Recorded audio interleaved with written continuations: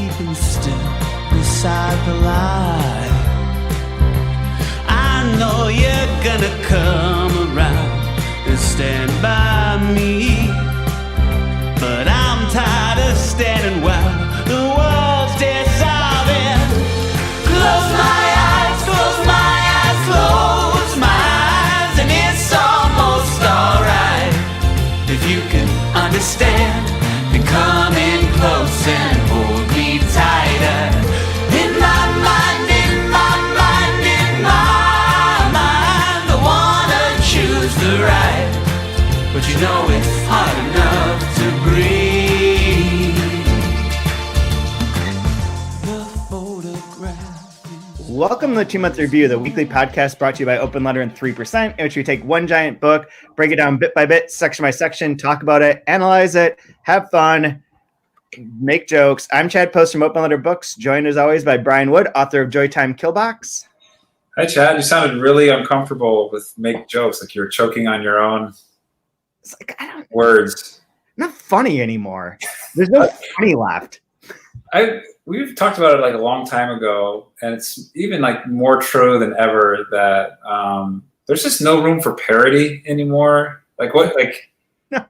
It just has to be originally funny because you can't actually make fun of anything anymore because it's just sad and everything's just sad and laughable. We've entered into the R. Kelly video phase of existence of late capitalism, where like the parody of an R. Kelly video is an R. Kelly video. The parody of America is America. Yeah. Are you referencing like his opera? His that's brilliant. His urban opera, Trapped in the Closet stuff. Trapped in the Closet. Yeah. So my favorite thing of that ever was when there's the Trapped in the Closet with him watching it and annotating it. And he'd be like, oh yeah, here's the part where I'm going to get trapped in the closet. And then the lyrics are like, I'm trapped in the closet. I'm going in the closet. You're like, So I pulled out my gun. Oh my God. Yeah. Okay. Yeah. Yeah. So yeah, parody's hard. Humor's hard. It wasn't very palatable when it came out, and boy, did it age poorly. Yeah. It's like, man, that thing aged about as well as like bread. Like, blah, done. Well, anyways, so this season we are doing Ardor by Vladimir Nabokov. And we are today going up to page 290, which is through chapter 40 of part 1. And at the end of this episode, for everyone who's watching live and for anyone who's listening to it, we'll announce what the season 14 book will be, since we've settled on that. We're ready to make that an official thing. But first, let's talk about this. Well, you know, speaking of America as a parody, last week we had the debate as like the main topic to start things off. And this week we have Trump having COVID and like miraculously getting out of the hospital, ripping off his mask and charging full frontal into like full unstoppable madness into Twitter again. As he open mouth breathes, chomping at air. Space Force, vote! Like a 70-year-old chain-smoking waitress at Bob Evans. Totally healthy. Yeah. Oh, you're doing great there, buddy. Yeah. No, like, again, you cannot parody that. You cannot do a parody of this because we literally have President Trump on steroids right now. Yeah. He is literally on steroids. This is what you get. The most insane amount of information ever. That tweet storm was still this thing's a legend. But I'm gonna start just using a Sharpie for everything too. I think that's a fantastic idea. When I fill up my self-evaluation, I'm just gonna be like doing lots of work and just have pictures of me signing blank pages with like a giant crayon. I do book. Yeah, like anytime I have to fill out any sort of application or forms, I'm gonna use a Sharpie. You can't. There's not enough room for you to put my address in here because I'm using a Sharpie. So I love like when they just like kind of bleed through too. So it's like this large, thick lines. Imagine how far have we come? Like it used to be, like you dip a feather in a pot of ink and you scribe with like very carefully to just a Sharpie with a fist. Donald Trump. Yeah, that's exactly what we've become. Oh fuck. So So how we about get a lot of demon? We get a lot of demon in this section, right? we get a lot of demon finally. We sort of like were hoping for it last week, and sure enough, this first chapter, is it chapter 38? Yeah, 38 is a long. Like all these chapters have been so short, and this one's like so long. Out of nowhere. There's a lot of demon seed. I have a question for you. Yes. And I think this is a really interesting trick that Vladimir was doing in this part, but I'll see if it worked or not. Did you have any bit of like feeling or sympathy for Van when he was interacting with his father and his father's behavior? A little bit. Yeah, wasn't that a weird trick that he did on us? Yeah. He's like the just before that, absolutely despicable. I hate him, and I probably couldn't hate him any more than at the end of our last section. And then like he sets us up for that, and then the next course he brings in demon, and you start feeling kind of bad for him a little bit. Yep. It's such a fantastic way of manipulating the reader. I thought it was fantastic. It was really wonderful. It really is. It reminds me, I probably said this before, but there's a lot of Anna Karenina and Pushkin stuff in this again, but of the Anna Karenina way in which you're led into like disliking characters only to have them reversed, or like someone gets in a pull against them where it pulls your sympathies towards them. Like it's what makes that book so like amazing and well crafted and such a lasting classic. And this does use that same sort of technique. This is going to be, speaking of parody, or I can't do parody. So the TV show The Boys on Amazon Prime has a similar, not exactly like this, but the superheroes are like awful, horrible people. But yet, even when they're awful and horrible, there's scenes that are set up where you feel like sort of sympathize with them and feel like they're more complicated than just like single dimensional evil people. And that, trademark of good art. Yeah, because like up until now, I felt, I didn't feel like there was a lot of complexity with Van. It's just lust, right? Yeah. And it's forbidden lust, and he's pursuing it and satiating it, and so I don't like him. But then with his interactions with his father, and setting up how much he idolizes him, and like I'll die for you, Dad. Yeah. Right? And then seeing the way his father behaves in this, almost like in like twirling his mustache kind of way, right? Yep. I mean, like to bring it back full circle to what we first started speaking about with President Trump. I heard that, I don't know if it's true or not, but the story, I like the story of it, so I'll pretend it's true for now. Yeah. That he went to, I think it was Don Jr.'s dorm room. They were going to go to a Yankees game. And so Trump was going to take his son to a ball game. Wonderful father-son American tradition, right? Great. And so the roommate tells the story that, so he shows up with a Yankees hat on, Don Jr. does, and his father slaps him in the face. He's like, "What are you doing?" Like slaps, like makes him want to cry, right? Like slaps him right in his face, makes him want to cry. He's like, "Take that off. We're Trumps. Like go put on a suit and a tie. We need to appear a certain way when we're in public." And so like here's like this, like young adult that's excited to go to a game with his dad, and his dad like slaps him in the face and says, "No, like act like you're part of the family. Put on your suit." So he like cries and puts it on and goes out to see the game with them. You see the monster that he is now, but like that could be something that really shapes who you become later. And I felt like we got that sort of a glimpse with Demon and Van in chapter 48. I agree. Yeah, that's a really good way of putting it. So there's the Demon's not very cool. I want to ask, like, I was reading this. Demon is not very cool. Not very cool. A kick-ass name, terrible person. Kick-ass name, for sure. For sure. There was a moment I had as a question here. Does Demon sort of know that Van is boning Ada and is cool with it? I feel like in this chapter, everybody knows. That's what I thought. There were sprinklings throughout where the handmaid or the servant lady, I can't say her French name, but she's writing a play about about what they're doing, or my servant knows your servant, and yeah, you guys are all over the place. A lot of gossip, or, you know, or like. So I hear you like lots of positions, like they drop little like, what do you? Oh yes, like walking on my hands, like that. Like there's all these lines that keep getting dropped. Like everybody knows what they're doing, and it's kind of. Did you ever play The Legend of Zelda, the original NES game? Way back when, yeah. One of my favorite rooms is like you find this secret room and it has a jewel and it's worth like 50 rupees or whatever, and it says it's a secret to everyone. And I feel like that's what this is. It's like that weird shh, this is a secret. Everybody knows about it. Don't talk about it. Like Yeah. Very true. Very true. That's very like it was weird experience reading it, because I was like, I don't know what was known. There's so many great bits here that that really characterize Demon as being horrible.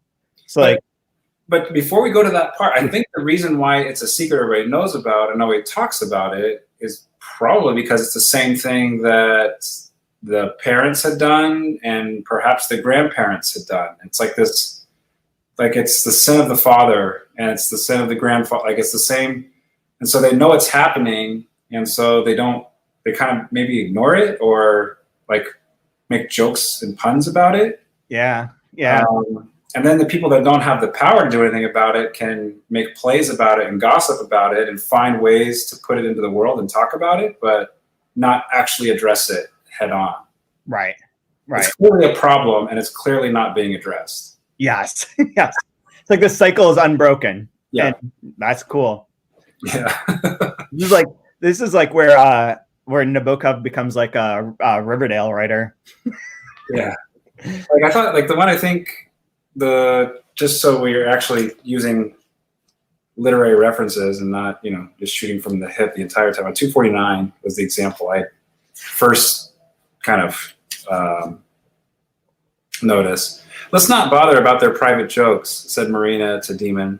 I can never understand their games and little secrets. Mademoiselle Lavière, however, has written a wonderful screenplay about mysterious children doing strange things in old parks. But don't let her start talking about her literary successes tonight. That would be fatal. Yep. Yeah. I mean, like, clearly. Yeah. The part that I focus in on, there are two. The first one is on 243, where his dad, where Demon's like, how do you get along with Ada? She's almost 16 now? Very musical and romantic.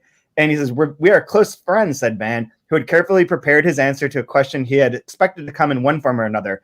We have really more things in common than, for instance, ordinary lovers or cousins or siblings. I mean, we are really inseparable. We read a lot. She is spectacularly self-educated thanks to her granddad's library. She knows the names of the flowers and finches in the neighborhood. She's altogether a very amusing girl. And then the next part, he's like, the dad on 244, Demon's like, by the way, the Dupre woman tells me that her son has enlisted and will soon be taking part in that deplorable business abroad, which our country should have ignored. I wonder if he leaves any rivals behind? Goodness, no, replies Honest Van. Ada is a serious young lady. She has no beau except me. Wow, was he drinking brandy as well at that point? They're both just torched. We're both just like lit. Stupid. They're so stupid. Yes. And then there's the other part where he's like, she likes what all our bells like, balls, orchids, and the cherry orchard. And I feel like there's one other part where and it's not coming to me right here, but I thought there's one part where he's basically like, yeah, we have the same taste in ladies. Like with his dad. You're like, oh my goodness. Yeah. But yeah, the little bits about his dad, when we talked about like the demon seed last week. So 238, his hair was dyed a raven black. His teeth were hound white. His smooth, glossy brown face with its trimly clipped black mustache is all very like, evildoer sort of coded language. And then on 239, you look quite satanically fit, Dad. It's like a really great yeah, your name is Demon, so this makes sense. But it also feels like more than a demon. Yeah, just a joke. Although that was one that I just don't get. So the whole paragraph reads, "You look quite satanically fit, Dad, especially with that fresh eyelet in your lapel eye. I suppose you have not been much in Manhattan lately. Where did you get its last syllable? Homespun pun in the Venus vein. I don't know what that. I didn't get that. Did you get that? I'd have to read it again. Okay. It wasn't. That was like a joke that went right over me. I just marked it as like, don't know what that is. Almost like there's the other one. When I was your age, I thought that the sweetest word in the language rhymes with billiard. I didn't Google that, but I was in my head trying to guess what that was. And someone will probably call us an idiot and duh, it's this. But yeah. Yeah, if anyone's watching, please tell us. What rhymes with billiard and is the sweetest word in language? Yeah, I couldn't figure it out either, and I forgot to look it up. Yeah, he arrives almost like a specter in a way, right? I mean, he kind of. Oh my God. Okay, we would never know this, or I would never know this. The word is milliard, milliard, which is 1,000 million, or in other words, a billion. Okay. So I knew it had to do with money because it goes into money stuff, but I was like, million doesn't rhyme with billiard at all. I couldn't think of it, but yeah, so it's like a word that I didn't know. I don't know that word. Yeah. I don't know money. I don't even know like $20. Dude, like, seriously. I just lost my stimulus package, man. I don't want to talk about you're on the dollar menu at McDonald's. I'm not really feeling this. But yeah, he's extremely devilish, shows up, and it's almost like the entire time that he shows up in this thing, he's just devouring libations, this gluttonous kind of meal of just excess, and then just talking shit about everybody and everything and just wrecking everybody and everything and then just off. Yeah. And then just leaves. Yeah. Yeah. They're doing another line there. That's very black of you, Dad, which is a great other reference to his like Manhattan tan skin is what someone says. That's the joke. Ah, got it. Manhattan. Where did you get the last syllable? Tan. Homespun pun in the Venus. Thank you. That is so super helpful. This is why. Oh yeah, he did say he was in Acapulco. Is what that's referring to. Yeah, it was a weird way of. It's like the weird anti-terra Acapulco, though, right? It was like a strange. Yeah, Acapulco. I offered myself in a few to Acapulco. If the Russians took over Mexico and named things. Yeah. Yep. I totally sidetracked you with talking about Demon a little bit there, but you were going to take us a different direction right before. No, I was going to say that I liked how his evil is like coded into this and at like every level, that it's not. And the other thing that I do love too is I mentioned this when we were doing the Book of Anna, but one of the great parts of listening to Anna Karenina, the Constance Garnett translation, is the number of times that they say capital. That's capital. Capital. Everything's capital. And on 240, he says it twice in a row. Capital, said Demon. Capital, he repeated. And then it has a reference to Tolstoy in that same paragraph.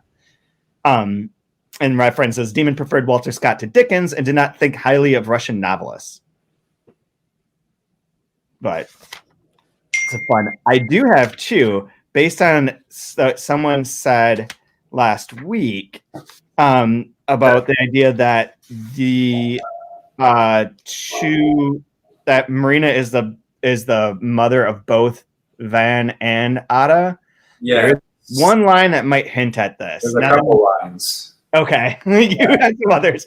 I keyed in on one. Is on 252, where it's talking about Marina, essentially a dummy in human disguise, experienced no such qualms, lacking as she did that third sight, which many otherwise ordinary and conformant people may also possess, but without which memory is, let us face it, a stereotype or tear sheet. Then this: we do not wish to be too hard on Marina. After all, her blood throbs on our wrists and temples, and many of our magrims are hers, not his.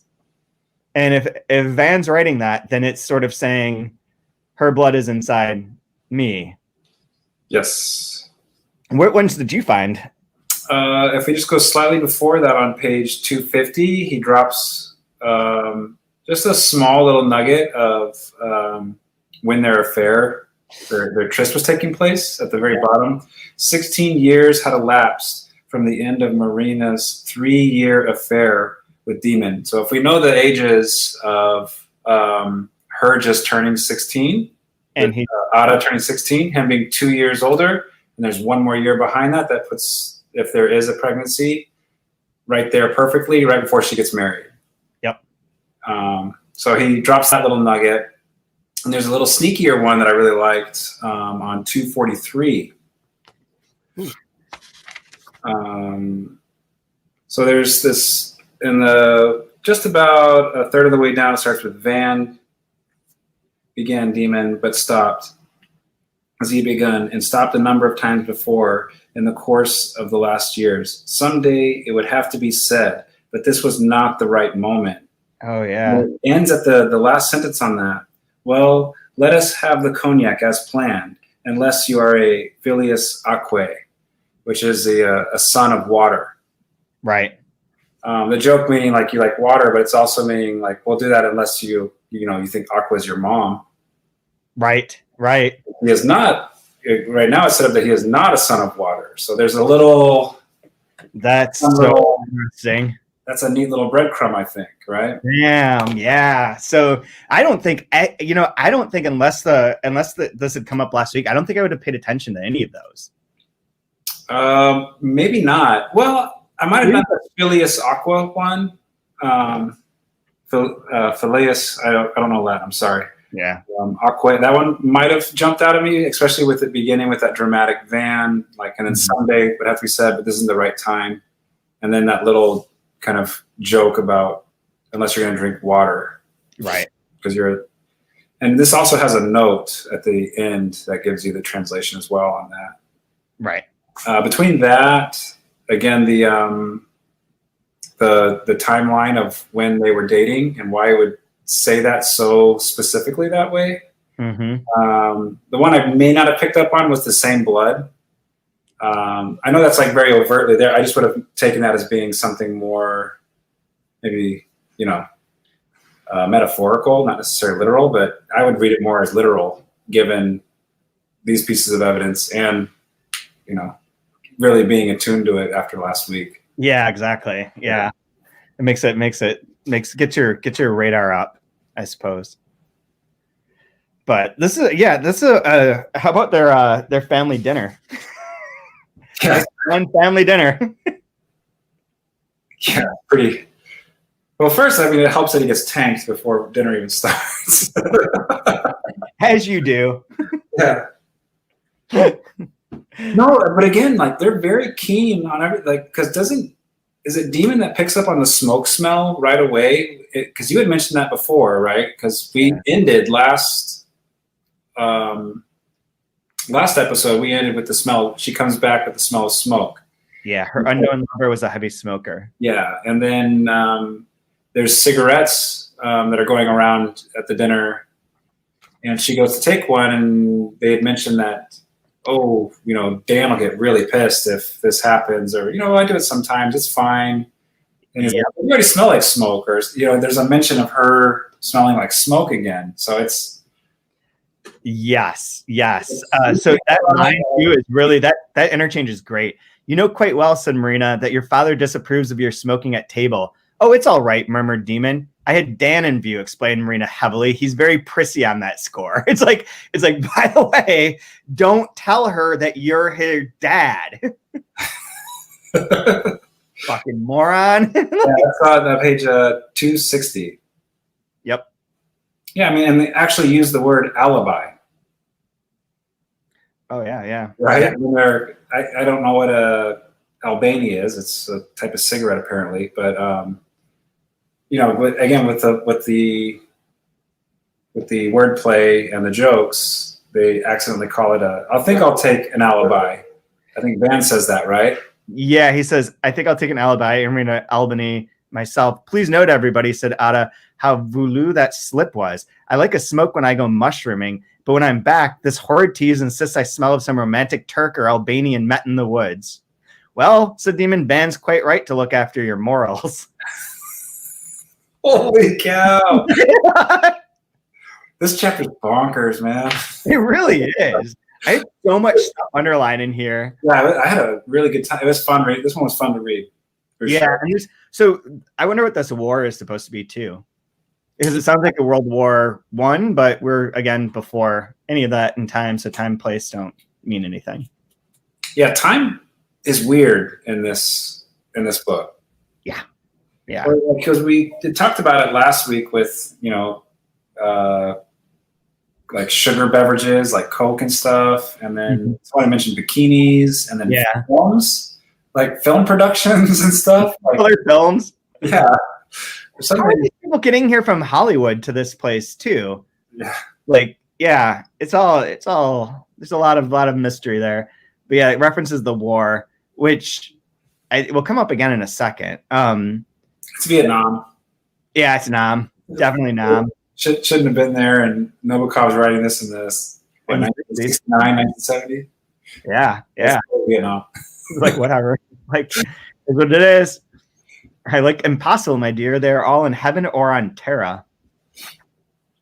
I'm still dying for more Terra stuff. I also wish that there was like a good map, because it references, I don't think this is a real place, but the Russians have been burnt by other Russians only 2 centuries earlier on the banks of the Great Lake of Slaves. That's not a real place, right? No, not that I know of. Yeah. It was also mentioned, is this the chapter that mentions that West Africans were the first, like some of the first people to discover what is America in that section? I think so. So I mean, it's obviously rewriting a different history. There weren't slave ships. I think it sounds to me like they were navigators that navigated their way here. Yeah, it was talking about, I thought, in the Gulf.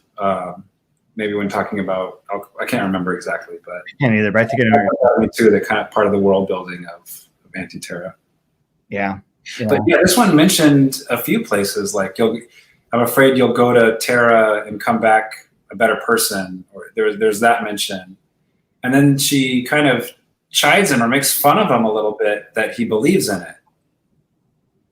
Wasn't there that part which is, oh, you're one of those ones that believe in that place? Yeah, where is that? It was early on. I didn't write it down like a fool, but I didn't either. But yeah, I do remember that too. I was just reading. I just happened upon this section, which is pretty great too. So Demon pulls on his gloves, so he's leaving. Demon pulled on his gloves and sped away with the great growl of damp gravel. That last kiss went a little too far, remarked Van, laughing. Oh, well, his lips sort of slipped, laughed Ada, and laughingly they embraced in the dark as they skirted the wing of the house, like creepy as shit. And then he's like, what was faintly off key, Natak, about the whole evening? Asked Van softly. You noticed? Of course I did, and yet I adore him. I think he's quite crazy, and with no place or occupation in life, and far from happy, and philosophically irresponsible, and there's absolutely nobody like him. But what went wrong tonight? You were tongue-tied, and everything we said was falshibo. I wonder if some inner nose in him smelled you and me and you. He tried to ask me, oh, it was not a nice family reunion. What exactly went wrong at dinner? Oh, here it is. Here it is. Right. What went right? Yeah, so he's kissing her. He kissed her half-closed lips gently and morally, as they defined moments of depth to distinguish them from despair of passion. Anyway, he said, it's fun to be 2 secret agents in an alien country. Marina has gone upstairs. Your hair is wet. Spies from Terra? You believe? You believe in the existence of Terra? Oh, you do. You accept it. I know you. I accept it as a state of mind. That's not quite the same thing. Yes, but you want to prove it is the same thing. And then he brushed her lips with another religious kiss. So there's your religion again. Yeah, its edge was starting to catch fire. There, yeah, yep. And then again, I mentioned again 257 says, "Impossible, my dear. They are all in heaven or on Terra." Mm-hmm. So yeah, there's a lot of kind of that heaven, hell, religion, like. Demons, smoke. Demons and smoke. Like, yeah, there's like, I don't know. I don't know what to make of it all yet, but I'm liking it. Yeah, me too. So there's also one of the other big motifs that comes up a lot in this section is referring to it like in novelistic ways. That was early on where it's like, let me see if I can find it again because I just passed it. But it was like continue. Yeah, it was on 250 to continue the novelistic structure. A long, delicious dinner, blah, blah, blah. Like the references to those things are throughout here. Even on 266, going on to chapter 39, she said, speaking as a character in an old novel, it seems so long ago. There's a lot of those references in this particular section that we stumbled upon too. This chapter is fun because Van kicks that kid's ass. Like, I remember getting into fights as a kid, as a young boy, and like it feels very much like they're wrestling on the ground. Yeah, I wonder also too, because earlier on, they just kind of sprinkle in. There's that one line about that dreadful old Wincher Tolstoy, the writer, is mentioned here as well. And this is the most kind of, for me, I thought this chapter was like, that most novelistic style of chapter where you have your basic scenes, you set up all the kind of setting and background and characters interacting, and it's longer and really driving longer. You're sitting in a scene longer. It really makes us aware of here is your conventional. Here's me at my most conventional. Enjoy. Yeah, here's a family dinner, like all those other Russian family dinners. Yeah. But so they go on essentially on a picnic. Huss is a great bit there. And then he and Percy get into a fight. But the part that I wanted to mention is where is it? Yeah, the Mademoiselle Lariviere is talking about England, where they like have all these problems with their books, where they say the wrong thing in French and they don't understand French.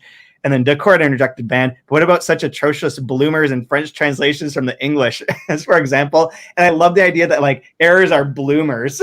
That's so perfect. Bunch of bloomers in this. I'm going to try and adopt that. I'm going to submit an Alta panel for next year called Bloomers in Translation. There you go. Translation bloomers. There also is like the foreshadowing here of where Percy on 273, Percy, you were to die very soon, and not from that pellet in your fat leg on the turf of a Crimean ravine, but a couple of minutes later when you opened your eyes and felt relieved and secure in the shelter of the Maki. You were to die very soon, Percy. And then goes on, but he was drunk with lust in your heart and a sticky glass in your strong blonde-haired hand, listening to a literary bore, chatting with an aging actress, and ogling her sullen daughter. You reveled in the spicy situation, old sport. Chin-chin, and no wonder. Burly, handsome, indolent, and ferocious, a crack rugger player, a cracker of country girls. You combine the charm of the off-duty athlete with the engaging drawl of a fashionable ass. I think that what I hated most about your handsome moon face was that baby complexion, the smooth-skinned jaws of the easy shaver. I had begun to bleed every time and was going to do so for 7 decades. Like, Van's just like, fuck you, I still hate you. Stupid 16-year-old punk ass. I want to kick you. It's interesting that he gives the is this like our first taste of like real violence in the book? I think so.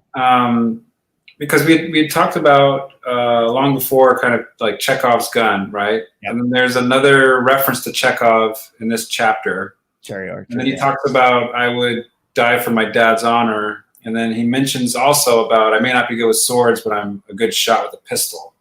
Right. And so there's a lot of setup with like dueling and shootings, and then we have an altercation. So I think a lot of groundwork is being laid. It then ends with like him asking if they're going to have a duel too. Yeah.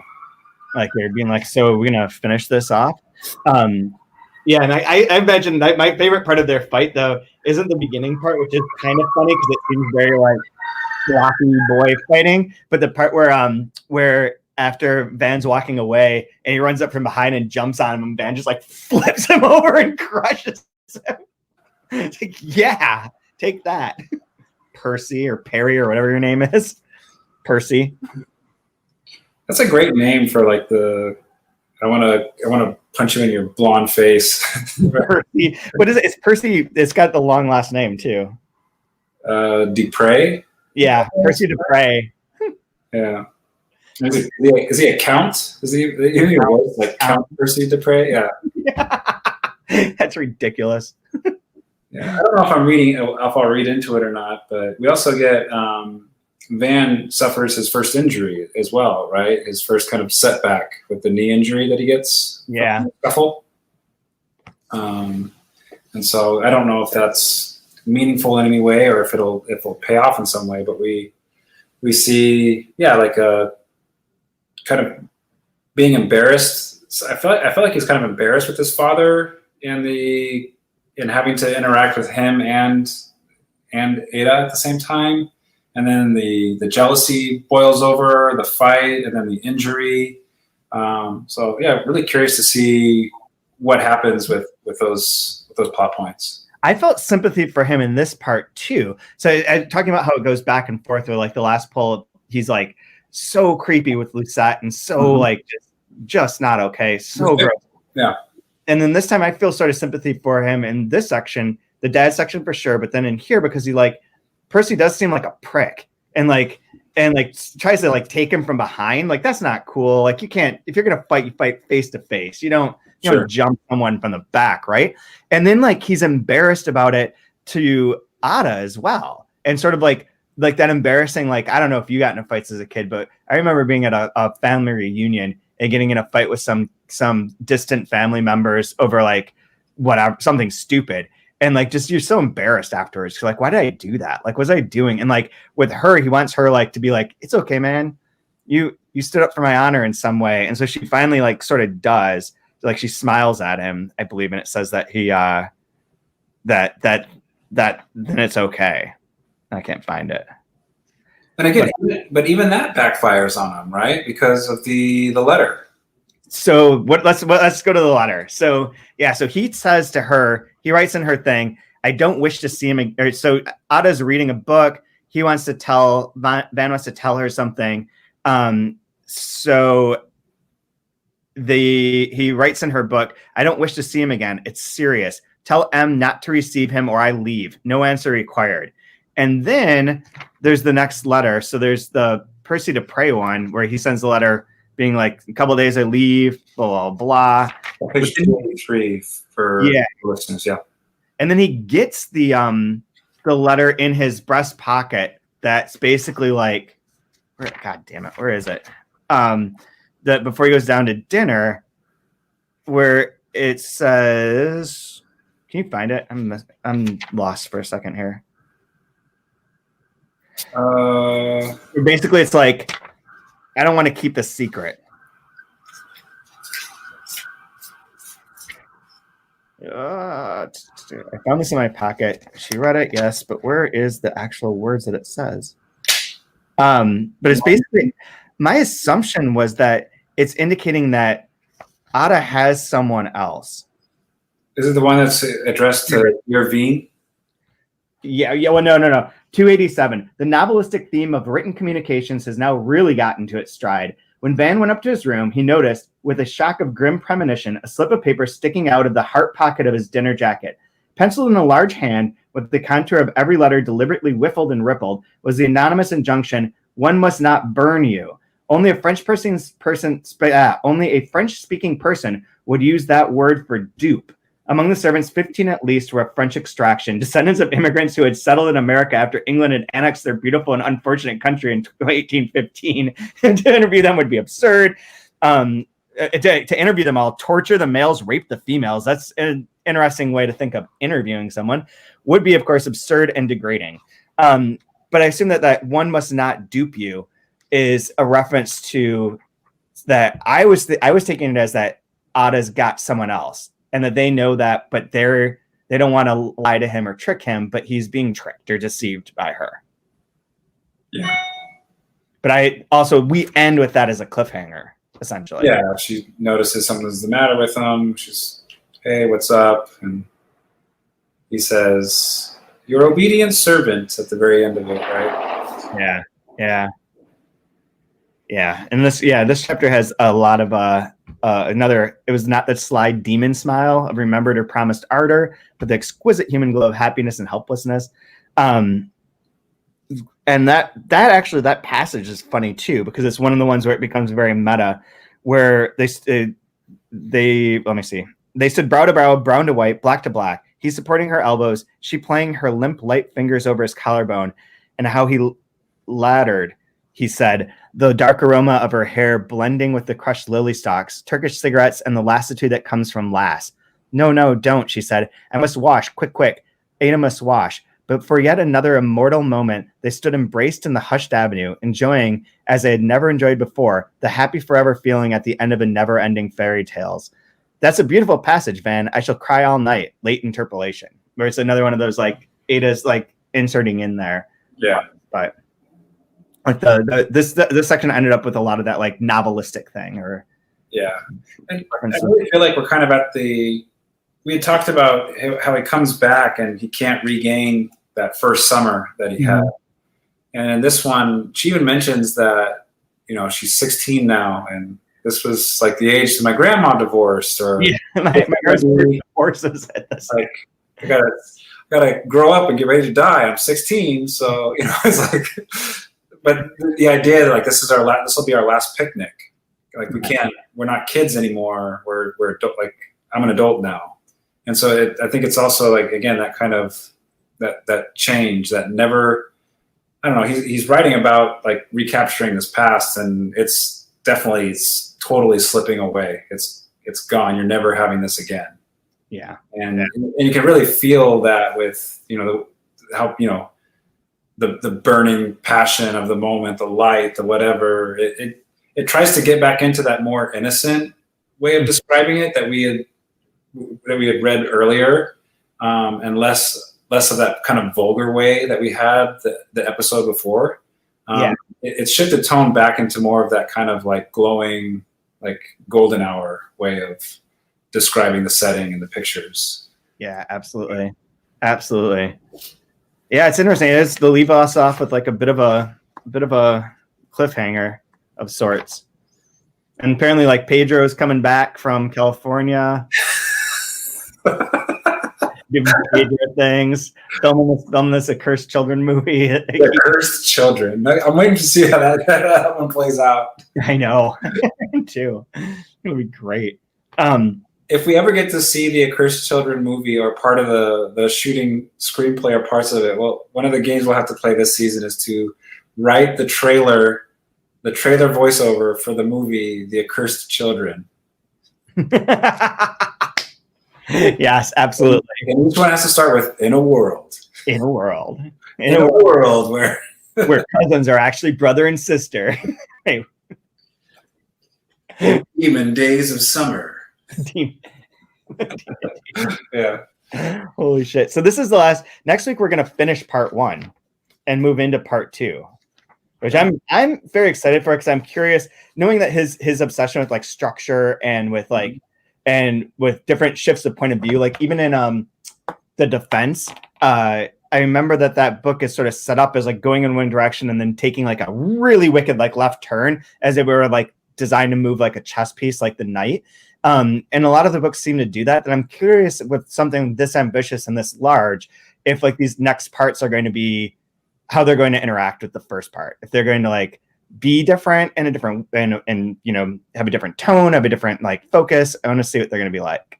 Yeah, with all the references to Tolstoy so far, it almost makes me wonder: is this memoir kind of, you know, going to be like that trilogy with Boyhood and the phases of growing up, right? Because I can kind of see it playing out with like I Lost That Summer. This is the barn and the end of Innocence. So I'm curious to see if time works like that in here. If we're going to see the progression. Yeah. Someone just mentioned too that like part of what you're saying about trying to get back that first summer feeling comes up with the ride back with Lucette on his knee. It's kind of innocent, totally. More innocent attempt, but like also like but yes, definitely. I think little creepy applies to every part of it. Yeah, it's like the baseline is little creepy. Yeah, that's the color of all the walls, and now some pretty pictures on it. The whole room's a little creepy, but well furnished. It's just- Very well furnished. No, it's just the writing in this is just staggering. It's so good. yeah. And then it has these fun bits like swoony balloony. I circled that as like, that's fucking great. Yeah. You remember the pang of pleasure the indulgent skirt Ada had been wearing then. So swoony balloony, as the chose young thing said. It's like he can just put in anything. Bloomers. Like it works so well. It's so great. Do you have a favorite line from this section or anything else that you want to add to it? Nothing to add. I'll do a line. I like this one off of 240 when he's seeing his father and giving him all of his affection to his father at the bottom. Van kissed his father's hairy fist, which was already holding a not yet visible glass of liquor. Despite the manly impact of all their Irishness, all Veens who had Russian blood revealed much tenderness and ritual overflows of affection while remaining somewhat inept in its verbal expression. That's great. I can't tell you I love you, Dad, but I'm going to kiss your hand, and I'm so glad you're here. Here's mine because I want to stick with the little creepy theme. It's from 286. It's like my favorite euphemism. The sweetness of her smile was something quite unexpected and special. It was not the sly demon smile of remembered or promised ardor, but the exquisite human glow of happiness and helplessness. All their passionate pump joy exertions from Burning Barn to Burnberry Brook were nothing in comparison to this Zaychek, the sunblick of the smiling spirit. I just love passionate pump joy exertions. Sure. Yeah. That's a phrase. Yeah, this is just so good, man.